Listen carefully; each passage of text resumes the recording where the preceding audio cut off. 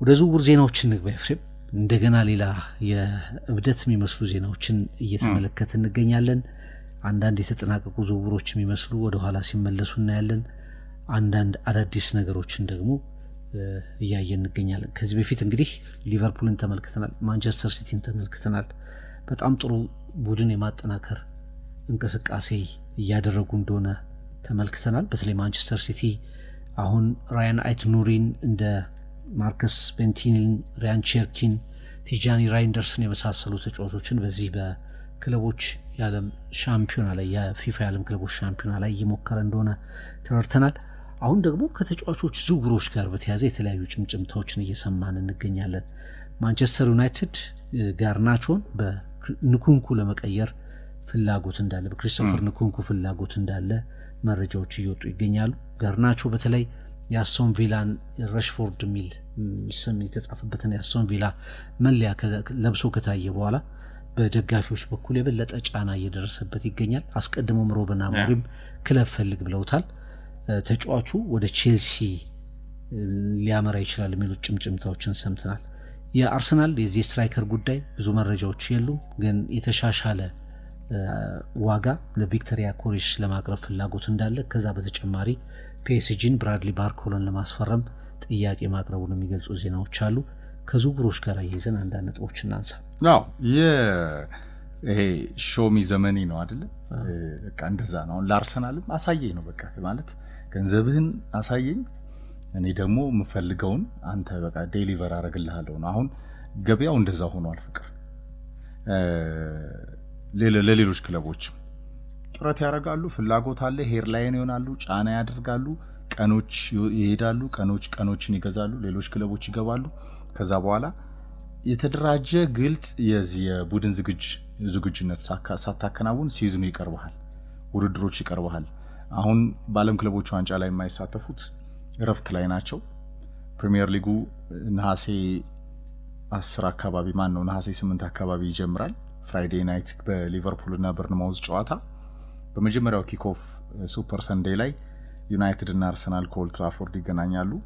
አሁን ለምሳሌ መሐመድ ቅዱስን የ24 ዓመት ጋናዊን ፕራይስ ታጉ ከ85 ሚሊዮን ፓውንድ አንስቶ እስከ 120 ይገመታል። የሳውዲ ክለቦች ይፈልጉታል። ፍቅር አርሰናል እና ሊቨርፑልም ታርጌታቸው ነው። እንደዘሰን ዘገባ ቅድም በሃይላይት እንደጠቀስከው የሮድሪጎ ጉዳይ ክሊር አይደለም እስካሁን።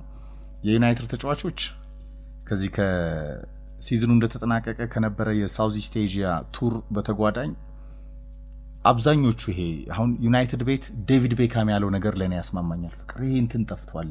የወትሮው የክለብ ትራዲሽን እድሜ ለግሌዘሮች ዜሮ አስገብተውታል። የዩናይትድ ተጫዋቾች በተለያዩ የክለቦች መለያ ይታያሉ። ፍቅር ራሱን የቻለ ይሄ ራሱ የክለቡ ፑር ማኔጅመንት ማሳያ ነው። ይሄ ክለብ ካልቸር፣ የክለብ ባህል ወይ ትራዲሽን ወይ ሄሪቴጅ የምትለው የዩናይትድ ታሪክ ታላቅነትን ተከትሎ ተጫዋቾች ስቲክ አድርገው በቃ ብራንዱን ማክበር ባጁን ማክበር ላይ በጣም ጥያቄ አለ። ይሄ በጣም ያስተዛዝባል፣ ያሳፍራል ብሎ ነበር ቤክስ። እውነቱን ነው። ምክንያቱም ታይላንድ ላይ ካስታውስ አውቶግራፍ ሲፈርሙ ሌዚ ነበሩ ተጫዋቾቹ፣ ክለቡን አይደለም በቃ ሚዛን ላይ አስቀምጠው እዛ የተገኙትና ወይ ዋንጫ ያሸንፉም ሜዳ ላይም ዴሊቨር ያደርጉ ግን ሃይሊ ፔድ ናቸው።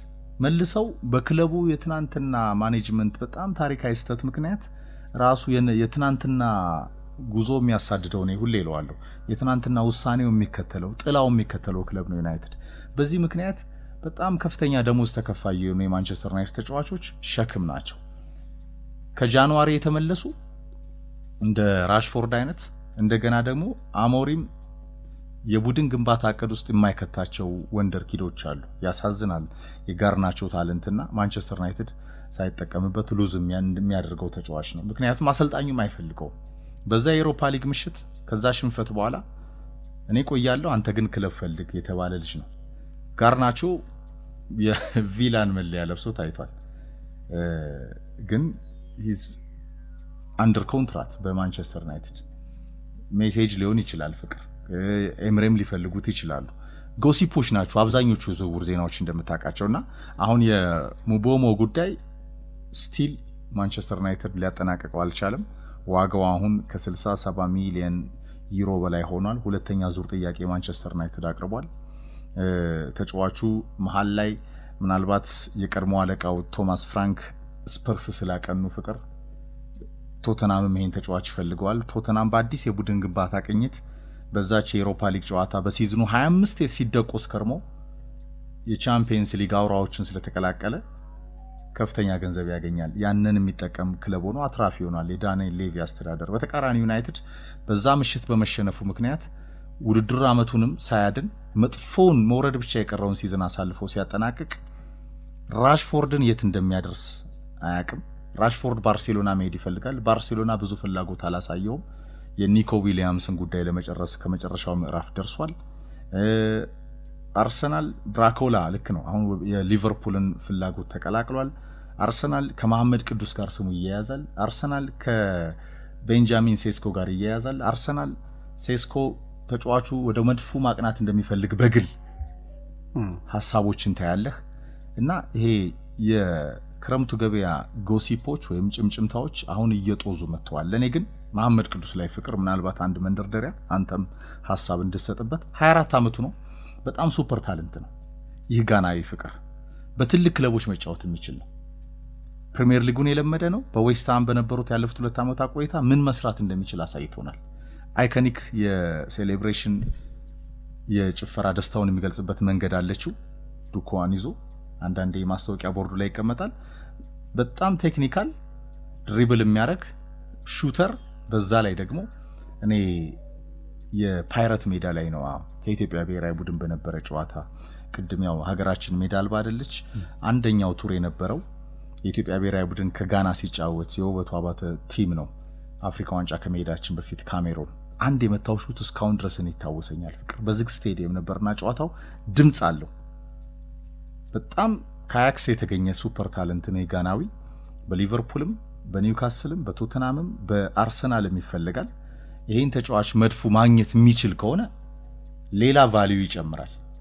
ግን በዚህ በኩል ደግሞ አንደኛውን ጋናዊ በጣም ያገለገለን ጋናዊ የጠየቀውን ደሞዝ መጨመር ተስኖ ልትለቀው ጫፍ ደርሰሃልና አንዳንዴ ክሊር አይደለም የዚህ የዝውውር ገበያው ሂደትና ሩመሮች ናቸው አብዛኞቹ። አሁን ቅዱስ ከባለፈው አመት በተለይ እንደው አመና በጣም ጥሩ ነበር። ባለፈው አመት በአርሰናል በቶተናም እንደገለጽከው እና በሌሎችም ትልልቅ ክለቦች ሲፈለግ እንደነበር ይታወቃል። ግን እስከ 85 ሚሊዮን ፓውንድ ድረስ ክለቦቹ መክፈል አለባቸው። በጣም ዋጋቸው በጣም ኢንፍሌትድ ከሆኑ ተጫዋቾች መካከል አንዱ ነው ኤፍሬም። አሁን በትንሹ እንኳን በዩሮ ብትመታው እኮ ወደ አንተ ፕሮግራም ይገባል 55 እስከ 60 ሚሊዮን እንደ ቢወርድ 55 እስከ 60 ሚሊዮን ክለቦቹ ማውጣት እንዳለባቸው ነው ግምቶች የሚወጡት። እንደውም ቶተናም እንኳን 50 ሚሊዮን ማቅረቡ ይነገራል። 50 ሚሊዮን አካባቢ አውጥቷል። ግን በፍጹም ተቀባይነት የለውም። የሳውዲ አረቢያ ክለቦች እስከ 100 ሚሊዮን አውጥተው ሊወስዱት ፍላጎት ያሳያሉ። አሁን ተጫዋቾች ወደ ሳውዲ ፕሮ ሊግ የሚሄድ ነገራቸው እየቀነሰ መጥቷል።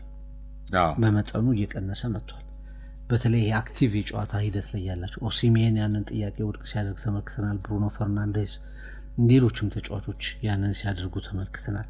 እንግዲህ ለሮናልዶ ጎል ያስቆጥራል፣ አሲስት ያደርጋል፣ ጠንካራ ተጫዋች ነው፣ በመከላከል ላይ ያግዛል። እንግዲህ አርሰናል በብዙ ቦታዎች ላይ በዋይድ አታኪንግ ላይ ያለውን ክፍተት በተወሰነ ደረጃ ሊያሻሽለው የሚችልበት ተስፋው ነው የሚል ሐሳብ አለኝ። እንግዲህ ወደ አርሰናል ስትመጣ ኤፍሬም በጣም ወደ አርሰናል የሚመጣው ተጫዋች እየተጠበቀ የሚወጡት ተጫዋቾች ሞር ሪል እየሆኑ የመጡ ይመስላሉ። ለምሳሌ ቶማስ ፓርቲ፣ እንደገና ባየር ሚኒክ ደግሞ የማርቲኔሊን ጉዳይ በንቃት እየተመለከተው ይገኛል። ካስፈረመ ነው የሚለቀው ማርቲኔሊ፣ ቪክቶሪያ ኮሬስ፣ ቤንጃሚን ሴስኮ፣ በፊት አሌክዛንደር አይዛክ፣ አሁን ደግሞ ብራድሊ ባርኮላ፣ ሮድሪጎ የማይነሳ ተጫዋች የለም። ሄድላይን ነው አርሰናል። ዙቢሜንዲ ሚድፊልድ ላይ እንደውም ኮርስ እሱን ጨርሷል። ኒውካስል ብሩኖ ጎማሬስ ይነሳ ነበርና በተገባው ቃል መሰረት ያለው የዙቢሜንዲ ዝውውር አማካይ ቦታ ላይ ግን እሱ መጥቶ ሚድፊልዱ ላይ ያለው ጥያቄ ደግሞ አብሮ እየተነሳ አንዱን ሸኝተህ አንድ ስታመጣ እንግዲህ ጆርጂኒዮ፣ ቶማስ ፓርቲ፣ ቴርኒ አሁን የቶማስ ፓርቲ ገና አልተረጋገጠም። ሞስት ፕሮባብሊ እኔ በአርሰናል ይቆያል የሚል እምነት አለኝ። ግን አርሰናል ደግሞ አማራጩ ቶማስ ፓርቲ ምናልባት ይሄንን ሳይቀበል የሚሄድ ከሆነ አማራጩን እየተመለከተ ይገኛል። በአርሰናል በኩል መዘግየቶቹ በጣም ከፍተኛ ናቸው። ምንም የሚነሳ ተጫዋች አብሮ ስሙ ተያይዟል የሚባል ተጫዋች ነው እንጂ ወሬ ማሟሻ የሚፈጸም ተጫዋች እየተመለከትን አንገኝም። ኢቭን ዩናይትድ ክሪቲካል የሚባሉ ዝውውሮች እንኳን አድርጓል። በዚህኛው ያርግ እንጂ በሂደት ያደረጋቸው ዝውውሮች ግን አሉ። ሊቨርፑል በጣም ጥሩ ዝውውሮችን ፈጽሟል። ማንቸስተር ሲቲ የተለየው ክለብ ነው። ቼልሲ እንቅስቃሴ ያደረገ ይገኛል። ከዚህ አንጻር በአርሰናል በኩል ያሉ ነገሮች ትንሽ በደንብ መታየት ያለባቸው ይመስለኛል። ቅድም እንዳልከው ነው በጣም ሃይ ፕሮፋይል ያላቸው ጥቂት ተጫዋቾች በዚህ በሩመሩ ላይ በከፍተኛ ሁኔታ ስማቸው ይነሳል። አሁን ቪክተር ያኮሬስ አሰልቺ የሆነ ስም እየሆነ መጥቷል። ሪያል ማድሪድ ይፈልገው ነበር ይባላል፣ ማንቸስተር ይፈልገው ነበር፣ አርሰናል በቃ ኦልሞስት ገብቷል ሲባል ነበር። አሁን ሁሌ አለ ስሙ። ዳርዊን ኑኔዝ ምናልባት ሌላው አሁን እየተነሳ ያለው ተጫዋች ነው። ሉዊስ ኤንሪኬ ይፈልጉታል። ባየር ሊቨርኩሰን፣ አትሌቲኮ ማድሪድ፣ ናፖሊን የመሳሰሉ ክለቦች ይፈልጓታል። በተለይ ናፖሊ ከዚህ የሚገፉ የፕሪሚየር ሊግ ተጫዋቾችን በደንብ የሚወስድ ይመስላል። ሌላ በጣም በአዲስ መልክ ልናነሳው የሚገባ ዝውውር የሚመስለኝ የኢብራሂማ ኮናቴ ጉዳይ የማድሪድ ጥያቄ ያስኮበለለው ይመስለኛል። ሊቨርፑል ለዚህ ሴንተር ባክ ኦፈር አቀረበ፣ ተጫዋቹ ግን ሳይቀበለው ቀረ። ከጥቂት ጊዜያት በፊት ሪያል ማድሪድ ኮንትራቱ ሊጠናቀቅ የተቃረበውን ኢብራሂማ ኮናቴን በተመለከተ አንዳንድ መረጃዎችን ሲያወጣ ነበር። አንዳንዴ የማድሪድ ስትራቴጂ በጣም አስደናቂ ይሆናል። ሳሊባ ላይም ይሄ ነገር አለ። በነገራችን ላይ ፍቅር አሁን ማጋሊሽ ፈርሟል አይደል? ማጋሊሽ ሪኒው አድርጓል። የሳሊባ ገና ክሊር አይደለም፣ ግን ይጠናቀቃል ቀጣይ ዓመት። ማድሪድ ቁጥር 1 ታርጌታቸው ይጠብቃል። ልክ ይሄ ወደ ቦስማን ልትገባ ስትል ይጠብቃል። ልክ ምፓፔን እንዳደረጉት አርኖልድን እንዳደረጉት የማድሪድ ስትራቴጂ የፍሎሬንቲኖ ፔሬዝ እና የነጩ መለያ ተጽዕኖ የሚቀጥል ይመስላል። ኩናቴም እንደዛ ነው ፍቅር። ለኔ ሌላው የሊቨርፑል ግድግዳ ነው። ሊቨርፑል በጣም ግልጽ የሜዳ ላይ ውጤት እቅድ ያለው ቡድን እንደሆነ በስኬቱ አሳይቶናል። ከክሎፕ ተጽዕኖ ጋር ስሎት ሽግግሩ ላይ በዚህኛው ዓመት ያልተቻኮለው ሊቨርፑል ያ በጣም የተጠበቀውን ቡድን ወደ ክብር አምጥቶ አደገኛ ግዢዎችን እየፈጸመ ነው። በጣም ኮዲው ክሊር እያደረገ ነው። የኢሳክ ጉዳይ አለ። አሁን ኩናቴ ጉዳይ ራሱን የቻለ ጥያቄ ይሆናልና የማድሪድ ግፊት ነው ፍቅር። ትልልቅ ሱፐርስታሮች በቃ የሚቀርብላቸውን ኮንትራት ወደ ጎን ትተው ጊዜ ይገዛሉ። ምክንያቱም አንደኛው ስኬት እሱ ነው። በከፍተኛ ደሞዝ ያቀርብልሃል። አርኖልድን እኮ ጃንዋሪ ላይ ሊቨርፑል ቢሸጥ 90 ሚሊዮን ዩሮ አካባቢ ያገኝ ነበር። ተጫዋቹን አመነ፣ ዘገየ፣ ፋይናሊ ሉዝ አረገ። መሐመድ ሳላ ሳውዲ አረቢያ ነበር ማረፊያው የሚሆነው። ሁሉን ነገር ያሳካ የፈርዖኖች ንጉስ ነው ፍቅር። ማድሪድ አይደለም የጠየቀው። አየህ ቫን ዳይክም ከሊቨርፑል ቢለቅ ከሁሉ ስኬት በኋላ ፍቅር የሳውዲ ክለቦች ነበር ማረፊያ ሊሆኑ የሚችሉት። ስለዚህ ሊቨርፑል እነዚህን ሲኒየር ሊደሮቹ ማቆየቱ ሌላው ስኬት ነው። በሜዳ ላይ ቡድን ግንባታ በአዲስ የጨዋታ ስታይልና ቅኝት ስሎት ከሚገዟቸው አዳዲስ ሱፐርስታሮች ጋር የነገውን ሌላ ገናና ቡድን ለመገንባት ያለ ትናንት ዛሬ ላይ ስለማደርስ ኤክስፔሪየንስ ማተር ያደርጋል። ለዚህ ትልቅ ስኬት የቫን ዳይክና የሞግሬት ሪኒዋል ነው፣ ኮንትራት ሪኒዋል። በተቃራኒው ግን የማድሪድ ተጽዕኖ የሳሊባ ሌላው የአርሰናል ስጋት ነው። ትክክል። እኔ ማድሪድ ግርም ነው የሚያደርገኝ የፔሬዝ በጣም የነገሮችን የሚያዩበት መንገድ። ለምሳሌ ምባፔ 2 ጊዜ ፔዥን ሪጀክት አደረገ። 200 ሚሊዮን ፓውንድ እኮ ሰጥተዋል። በትክክል ናስር አልካሊፋ እንዲያሉ ትተህ ሪያል ማድሪድ በዜሮ ይሄዳል። ሩዲገር፣ አንቶኒ ሩዲገር፣ ቼልሲ፣ ዴቪድ አላባ አሁን ደግሞ 10 ሚሊዮን ብቻ ያወጡበት 10 ሚሊዮን በቃ አርኖልድ፣ ሌሎቹንም ትመለከታለህ።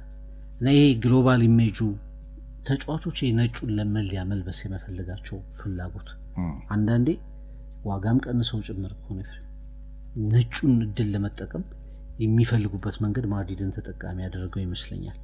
ኢቭን እኔ አንዳንዴ ለምሳሌ እንደ ቶኒ ክሩስ አይነት ተጫዋቾች የታዩበት መንገድ ቶኒ ክሩስ በ25 ሚሊዮን ፓውንድ ብቻ ማድሪድ እንደደረሰ አድማጮቻችን ቢያውቁ የሚገረሙ ይመስለኛል።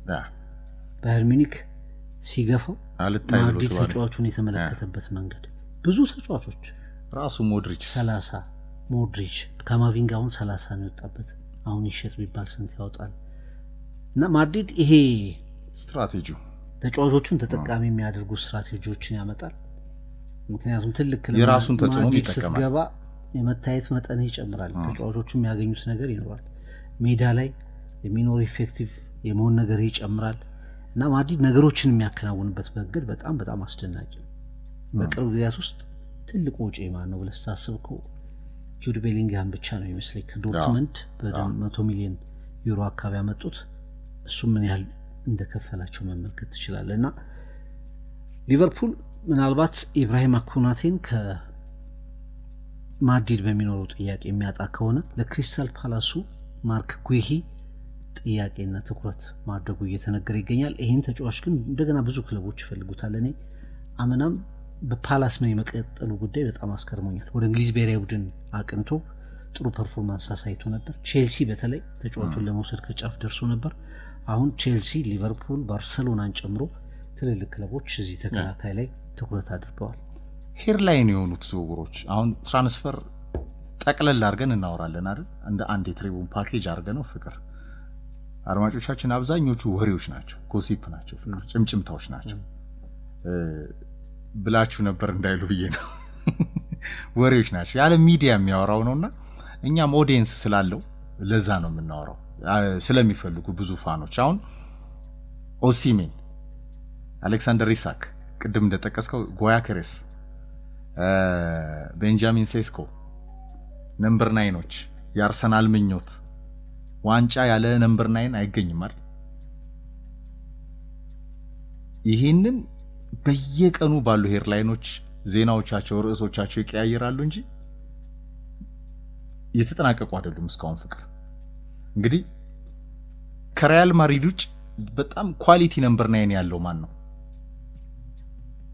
ፔዤ የዓለም እግር ኳስን የተቆጣጠረው በሌላ ቅኝት ነው፣ በሌላ እግር ኳስ ስትራቴጂ። ምስጋና ለኤንሪኬ ከዚህ ከ433 ጋር የሐሰተኛ 9 ቁጥሮችን እንደገና በጣም አጠር ያሉ አእምሮአቸው በጣም ፈጣን የሆኑ በኳስ የሚጫወቱ በኳስ ግራም ያጋቡ ሚድፊልዶችን ይዞ ቨርሳታይሎች ከዴምቤሌ አንስቶ እስከ ዱዌ ራሱ ቪቲኒያ፣ ጃኦ ኔቬስ፣ ክራቪስኪያ እያልክ በሌላ ስታይል የዓለም እግር ኳስን በዚህ ሰዓት የተቆጣጠረው ክለብ ነው። አርሰናል ድሮም ነምበር 9 አልነበረውም፣ ባለፉት 5 ዓመታት ነው የምልህ። አሁንም ስቲል የለውም። ዩናይትድ ነምበር 9ኖች አሉት፣ ግን 5 ጎል የሚያስቆጥሩ ናቸው ፍቅር። እንደገና ከክለብ ታለንት ስትሄድ ወንደር ኪዶች ስትል ወይ ደግሞ የአካዳሚ ጥሩ የሚባል ተጫዋች ባለፉት 10 ዓመታት ካሪንግተን ራሽፎርድ ነው። በክለቡ ልቡ የለም ፍቅር። አሁን አሰልጣኙ ነው አይፈልገውም፣ መልበሻ ክፍሉን የሚበጠበጥ ነው። ሳንቾ ደሞዙ በዝቶበት ቼልሲ ከኮንፈረንስ ሊግ በኋላ ማረፊያውን እየፈለገ ነው። ጋርናቾ በአሰልጣኙ አይፈልግም። ከሊቨርፑልና ከሲቲ ውጪ የቼልሲ ብደት እንዳለ ሆኖ ፍቅር ቼልሲ ከኦሲሚን ጋር ስሙ ይያያዛል፣ ስቲል የለም። በጋላታሳራይ በጣም ስኬታማ ሆኗል፣ ሌላ ንጉስ ሆኗል የኢስታንቡል። ግን ኦሲሚን እኔ ደረጃው የቱርክ ሊግ አይደለም፣ ጆዜም ደረጃቸው የቱርክ ሊግ አይደለም ፍቅር። እሳቸው ያው በደንብ አድርገው በአንተ ፕሮግራም ላይ በደንብ አሪፍ ፕሮግራም ነው ዩቲዩብ ቻናል ላይ ያለ የአብጠልጥለውታል እኮ የቱርክ ሊግን ፍቅር። ጆዜ አይዊሽ እኔ ቢመለሱ ፕሪሚየር ሊግ። ግን ኦሲሚን በቼልሲ በዩናይትድ ሌቭል ይያያዛል፣ ስሙ አያልቅም። ጎያከሬስ፣ ቤንጃሚን ሴስኮ የአርሰናል ኮፒ ፔስት ይመስላሉ፣ አያልቅም ዝውውራቸው። አሜቤሞ ሁለተኛ ዙር ጥያቄ አቀረበ ይባላል፣ ሶስተኛ አራተኛ ይባላል። ከብሬንትፎርድ እንደሚለቅ ግን ተጫዋቹም ያውቀዋል። ወይ ቶተናም ወይ ዩናይትድ ማረፊያው ይሆናል። እና አንዳንዴ ዝውውሩ ማጦዝ፣ ገንዘባቸውን መጨመር፣ የደሞዝ እና የተለያዩ ጥቅማ ጥቅሞችን ከፍ ለማድረግ ኤጀንቶቹ የሚሰሯቸው ዳርክ አርቶች ከሚዲያዎቹ ጋር ብዙ ናቸው። ያንን ተከትሎ ትልልቅ ሄድላይኖች ጭምር ትራንስፈር ኒውስ ሁልጊዜ ክረምት ሲመጣ የስፖርት ቤተሰቡን ጆሮ ይስባል እንጂ አብዛኞቹ በቃ በጭምጭምታ ደረጃ የምታነሳቸው ጎሲፖች ናቸውና ሾው ሚ ዘመኒ ፍቅር ለብዙ ክለቦች ይሰራል። አሁን በዚህ ዓለም ላይ ፍቅር ከማድሪድ ውጭ ነው የምልህ። ማድሪድ ታሪኩም ነጩ መለያ መልበስ ኮከቦቹላ ለሪያል ማድሪድ ይጫወታሉ የተጻፈ ህግ ይመስላል። ያንን እያየን ነው።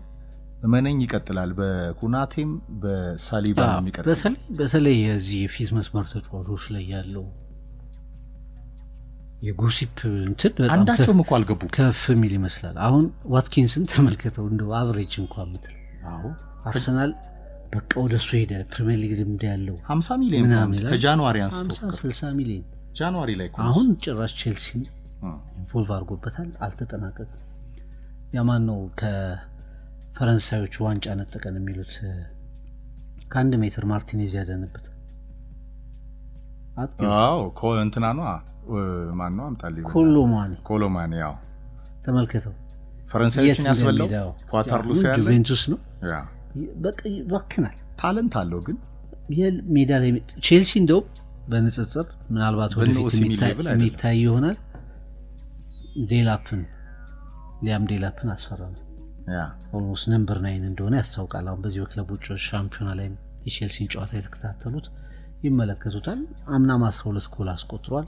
ቼልሲ አስፈርሟል። ንኩኑና ጃክሰንን ይዞ እኮ ነው ሌላ ነምበር 9 ጃክሰን እንደው በውሰት ወይ በሌላ መንገድ በተለይ ነው ኦሲሜን የሚመጡ ከሆነ እሱ ቦታ ይለቃል ይገኛል። ፈረንሳይ ሊግ ውስጥ ጆናታን ዴቪድ በስንት እንደሚፈልግ ተመልከቱ። 109 ጎል አስቆጥሯል። 231 ኢንተር፣ ባርሰሎና፣ ሊቨርፑል፣ ማንቸስተር ዩናይትድ ከተጫዋቹ ጋር አሉ። አይዛክ እኔ አሁን በትክክል የምታነሳው በጥሩ አቋም ላይ የሚገኝ 9 ቁጥር ነው ብለን እናስባለን። ኦሲሜን እና አይዛክ ሊቨርፑል መቼም እሱን ማነው ኒውካስል እሱን ሰዶ ሌላ የሚያሳድድ አይመስልም። ዋጋውም ከ120 ሚሊዮን ፓውንድ በላይ 150 ሚሊዮን አካባቢ አስቀምጦበታል። ግን አርሰናል በል ማንቸስተር በል ቼልሲ በል ሊቨርፑል በል ሁሉም ክለቦች አብሮ ይነሳሉ። አሁን ብዙ ያልተመለከት ነው። በተለይ የቡንደስሊጋውን የሚያዩ ተጫዋቾች ይሄን ፈረንሳዊ አጥቂ ያውቁታል። ሁጎ ኤኪቲኬ ማንቸስተር ዩናይትድ እስከ ቅርብ ኤፍሬም 1 ሳምንት 2 ሳምንት ይሆናል እኮ ዩናይትድ በቃ አስፈረመው የሚሉ ዘገባዎች ወጥተው ነበር። የለም አሁን አርሰናል አለ፣ ሊቨርፑል፣ ሌሎችም ክለቦች አብረው ይነሳሉና በተለይ ከፊት ቀደም እኮ እንዳልከው ነው የዓለም ምርጡ 9 ቁጥር ቱርክ ሊግ ላይ ነው። ኦሲሜን ምርጡ ተብሎ እየተወራ የነበረው እሱን ለማስፈረም አሁን ሪስክም ታስባለህ። 1 አመት ሙሉ ወሬ 3-4 የዝውውር ገበያ ወርዷል። ያኔ የነበረው ናፖሊ ሻምፒዮን ሲያደርግ የነበረው ነገር አርሰናል፣ ቼልሲ፣ ዩቬንቱስ፣ ማንቸስተር በተለይ እና ፒኤስጂም ሲፈልጉት በነበረበት ወቅት አይደለም። ግን ስቲል ይሄ ተጫዋች እንኳን ወደ ቶፕ ክለቦች መምጣት አልቻለምና ይሄ 9 ቁጥሮች ላይ ማጥቃት ቦታ ላይ ያሉ አማራጮች ጥቂት ስሞች ናቸው። በተደጋጋሚ በብዙ ክለቦች ይነሳሉ። ስለዚህ መጨረሻ ላይ የትኛው ክለብ ይወስደዋል የሚለው ቅድም እንዳልከው ነው። ገንዘቡን የሚያወጣው ክለብ፣ የሚወስነው ክለብ፣ ሪስኩን የሚወስደው ክለብ ተጫዋቾችን ማስፈረም የሚችል ይመስላል። ስለዚህ በአጠቃላይ ስለ ዝውውሮች ስናወራ በጭምጭምታ መልክ በፍላጎት ደረጃ እና አንዳንዴ ደግሞ በተግባር ጭምር ጥያቄዎች የቀረቡባቸውን ዝውውሮች እንጂ የተጠናቀቁት ዝውውሮችማ ኦሬዲ ኒውስ ናቸው። እነሱ ጭምጭምታ ይባሉ። ኦፊሻል የሚል ዜና የአርሰናል ደጋፊዎች ኦገስት 31 ድረስ መጠበቅ አለባቸው። እንዲህ ልባቸውን አንጠልጥሎ ነው አርሰናል ግራፉን ላይ ሰቅሎ ነው የሚያፈርመው ፍቅር ወይ ደግሞ ይተወዋል። ይህ አርሰናል ልማር ነው። ከዛ በውሰት እንደ ስተርሊንግ አይነት የከሰሩ ተጫዋቾችን ሳብ አድርገህ ዩናይትድ ሲድ በጣም ብዙ ክሊር ማድረግ ያለበት ነገር አለ። እኔ በሊቨርፑልና በሲቲ ልክ ፍቅር እርግጥ ያሉ ክለቦች ገበያው ላይም አክሽን የወሰዱ ቶሎ ሲቲን ተመልከት። ከሼርኪ አንስቶ የፈረንሳይ በግራም በቀኙም እግሩ ከሚጫወት ጃንዋሪ ላይ ቀድሞ አሁን ነው የጀመረ ነው እኮ 6 ወር በፊት ነው እኮ ዛሬ ነው የጀመረው ሲቲ ቢኮዝ ኦፍ ጋርዲዮላ እና ተጽዕኖ ይሰማል፣ ይደመጣል። ፍቅር በጣም ውጤታማ ነው። የትኛውም ከላይ ካናቱ ያሉ ዳይሬክተሮች በሱ ልክ ሚና የላቸውም። ያለው ይፈጸማል። ስለዚህ ቡድኑን ከጃንዋሪ አንስቶ እያዘጋጀ ነው። በፕሪሲዝን በለው ሲቲ ያለው አሁንም አሜሪካ ነው ያለው። ተመልከት። ሊቨርፑል ከድሉ በኋላ በጣም የሚፈልጋቸውን ተጫዋቾች ውድ ዋጋም እያወጣ ነው፣ እየገዛ ይገኛል። አሞሪም በዛ ልክ ተጽዕኖ የለውም። ፍቅር ገባህ? አዲስ አሰልጣኝ ነው። ከሱ ጎን እኮ ክለቡ በደንብ መቆም ነበረበት፣ ክሊር ማድረግ ነበረበት።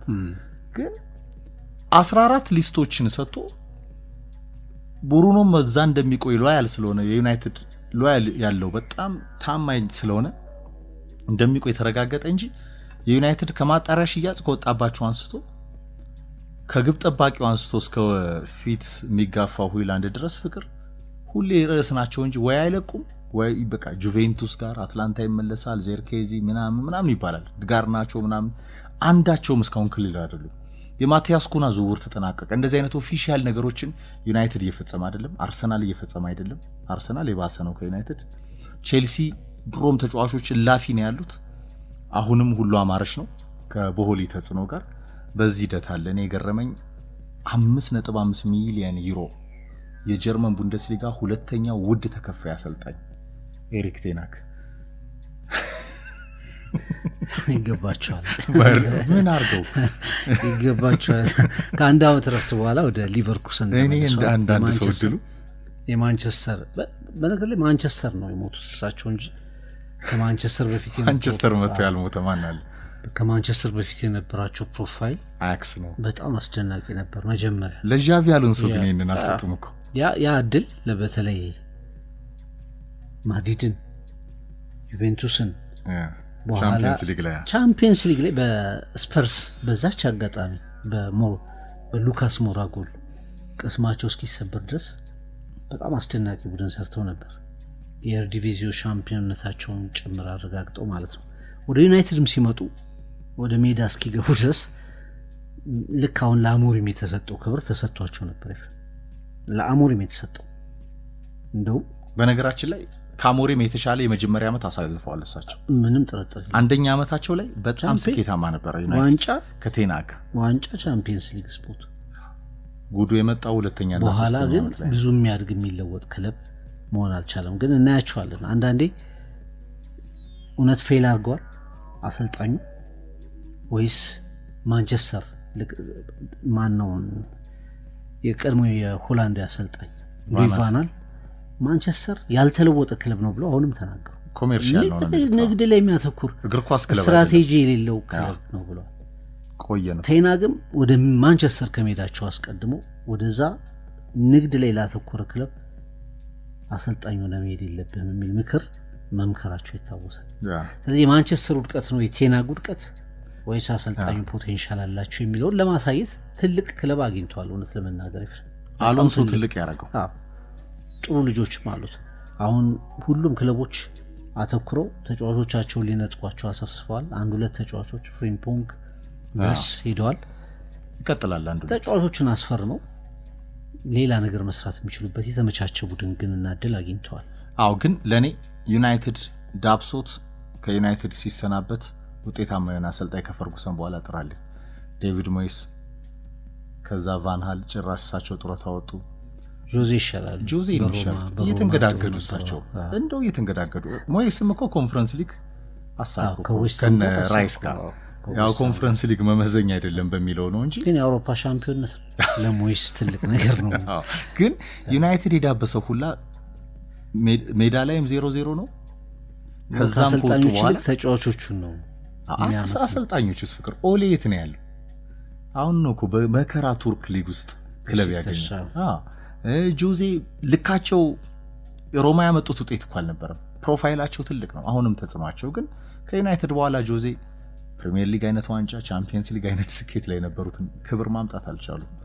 አይደለም ቴን ሃግ እና ዩናይትድ የዳበሳቸው ሌስ እናያለን። ለማንኛውም ግን የጀርመን ቡንደስሊጋ ሁለተኛው ውዱ ተከፋይ ሆነዋል። አንቶኒን ጨምሮ እንደ ጋርናሾ አይነት ተጫዋቾችም ሊቨርኩሰን ይፈልጋቸዋል። በነገራችን ቀድሞ በማንቸስተር አስቀድሞ ደግሞ በአያክስ አምስተርዳም የሚያውቁት ተጫዋች እንደሆነ ይታወቃል። አጠቃላይ እንግዲህ ክለቦች ወሳኝ ዝውውሮችን የሚያደርጉበት ፈጥነው የማያደርጉበት የተለያዩ ምክንያት አላቸው። ለምሳሌ እንደ ማንቸስተር ሲቲ እና እንደ ሊቨርፑል አይነት ቡድኖች አንድ የነበረ ባህልም ጭምር ነው። ሁለት ደግሞ ከረንትሊ ፍሬም ስኬትና ውድቀት ጭምር ኢንስፓየር ያደርገው ያነቃቀው የዝውውር ተሳትፎ አድርገዋል። ሊቨርፑል ስኬቱ የበለጠ ያንን የመቀጠል ፍላጎት አለ። ማንቸስተር ሲቲ ዋንጫ ሳያሸንፍ መዝለብ ማንቸስተር ሲቲ አስደንጋጭ ጊዜ ታሪክ ቡድኑ ሳይታደስ በእድሜ በተለያዩ ምክንያቶች መንቀሳቀስ ያቃተው የጓርዲዮላ ቡድን የተበለጠ የጓርዲዮላ ቡድን በመመልከታችን በፍጥነት በተለያዩ ዲፓርትመንቶች ላይ እንቅስቃሴዎችና ለውጦችን አድርጓል። ግን የሚያዋጣ ወሳኝ ያልታዩ እንደዚህ ብዙ ያልተነገረላቸው ዝውውሮች እንደውም ከተፈጸሙ በኋላ ነው ብዙ የተወራላቸው ማለት ይችላል። ኤፍሬም ዝውውሮቹ ሲፈጸሙ ነው ብዙ ሲነገርላቸው የምንሰማው። የፍሎሪያን ዊትስ ብዙ የተነገረለት ውድድር ነው። አርሰናል አይነት ቡድኖች እንግዲህ አምናም ብዙ አውጥቷል። አርሰናል አካቻምናም ብዙ ተጫዋቾችን አውጥቷል። አሁንም ሚኬል አርቴታ ማንኛውንም አይነት ተጫዋች አናስፈርምም ትክክለኛውን ተጫዋች እንጂ የሚል ፖሊሲ አለው። ማንኛውንም አይነት ተጫዋች እንደው ለማስፈረም ብለን አናስፈርምም ትክክለኛውን ተጫዋች እንጂ የሚል እንግዲህ ወደ 70 አውጥቶ ካላፊዮሪን አስፈርሟል። ትክክለኛው ተጫዋች ነው የሚል ጥያቄ ታነሳለህ። ስኬሊ የተሻለ ታለንት ከአካዳሚው ሜሪኖ በፈረመበት ቦታ ትክክለኛው ተጫዋች ነው ወይ? እንደውም አርሰናል ባልጠበቀው ቦታ ላይ በፎልስ ነምበር 9 ላይ ጥሩ ሆኖ ጎሎችን ሲያስቆጥር ወደ መጨረሻ ተመልክተናል። ግን በመጣበት ቦታ ላይ ትክክለኛው ተጫዋች ነው የሚል ጥያቄ ታነሳለህ። ምናልባት አርሰናል ታግሶና አምጥቶት ትልቅ ሪዋርድ ያገኘበት ተጫዋች ዴክላን ራይስ ምንም ጥርጥር የለውም። አሁንም ቢሸጠው ከ150 በላይ የሚያወጣ ዴክላን ራይስ ትክክለኛው ዝውውር። ስለዚህ ያንን ነገር ያረግን ነው የሚለው ትክክለኛውን ተጫዋች እየፈለገ ነው። ግን በአርሰናል በኩል ያልመጣም። ከዛ ውጭ እንግዲህ ፋይናንሻል ፌር ፕሌው የራሱ ጥያቄ አለው። ዩናይትድ ብዙ ካልሸጠ ተጫዋቾች ማምጣት በጣም ከባድ ነው የሚሆነው። ማስተዳደር ያሉን ተጫዋቾች በሎን የሰጣቸው ፈላጊ ቋጡ ፍቅር በቃ ምን ታረጋቸዋለህ? ደሞዛቸው ውድ ስለሆነ በውሰት የሳውዲን ክለቦች እኮ ይፈልጓቸዋል። ግን የሳውዲ ክለቦች እንኳን አይደፍሩም የነ ካዜሜሮን ደሞዝ። ዩናይትድ 300 200 ያበደ 280 250 እያለ የሸለማቸውን ተጫዋቾች ወይ ሜዳ ላይ አያገለግሉትም በውሰት እንዳይሰጣቸው በውሰት የሚቀበሉ ክለቦች በሉሽ እናንተ። አሁን ለምሳሌ የሳንቾኮ ቼልሲ የሚከፍለው ዩናይትድ የሚከፍለው ነበር። ልክ አርሰናል እንደዚሁ የስተርሊንግን 100 ይከፍላል፣ ቀሪውን 250 ደግሞ ቼልሲ ይከፍል ነበር። በራስ እጅ ባስፈረምከው ክለቦች ይደራደሩባል። በቃኛ የምንችለው ከ300 ላይ 70ውን ነው ይለዋል። ስለዚህ አንተ 230ውን የመክፈል ግዴታ ትገባለህ። እንደዚህ አይነት ራሱ የዚህ በጣም የትናንትና ውሳኔዎቹ የሚያሳድዱት ክለብ ነው። የማንቸስተር አዙሪት ይቀጥላል ግሌዘሮች እስካሉ ድረስ ፍቅር። የዓለም ክለቦች ሻምፒዮናን የተወሰነ መርሃ ግብር ብቻ አንስተን እንግዲህ ፓልሜራስ ኢንተር ሚያሚ አልፈዋል። ፓሪስ ሰን ዠርመን ቦታፎጎ እንደዚሁ ወደ ተከታዩ ዙር አልፈዋል። ኤፍሬም ኢንተር ሚያሚ ከፓሪስ ሰን ዠርመን ጋር እርስ በርስ የሚገናኙበት እድል አለ። ሜሲ ቀድሞ ክለቡን ይገጥማል። ዛሬ ኦክላንድ ከቦካ ጁኒየርስ፣ ቤኔፊካ ከባየር ሚኒክ ጨዋታቸውን ያከናውናሉ። ሁሉም ጨዋታዎች 4 ሰዓትና 10 ሰዓት ላይ የሚከናወኑ ጨዋታዎች ናቸው። የምድቡ 3ኛ ጨዋታዎች ናቸው። ምናልባት ጥሎ ማለፉ ሲገባ የዣን ኢንፋንቲኖ ውድድር ይታየውን የሚል ጥያቄ ይዞ ግን ውድድሮቹ መጀመሪያ አካባቢ ከነበር 10 6 ሲገባ ተመልክተናል፣ 4 ሲገባ ተመልክተናል። መጀመሪያ ከነበረው በሰፊ ጋፕ ከመጠናቀቅ ግን እየቀዘቀዙ መጥተዋል። ጥሩ ፉክክር እያሳዩ ይገኛሉ።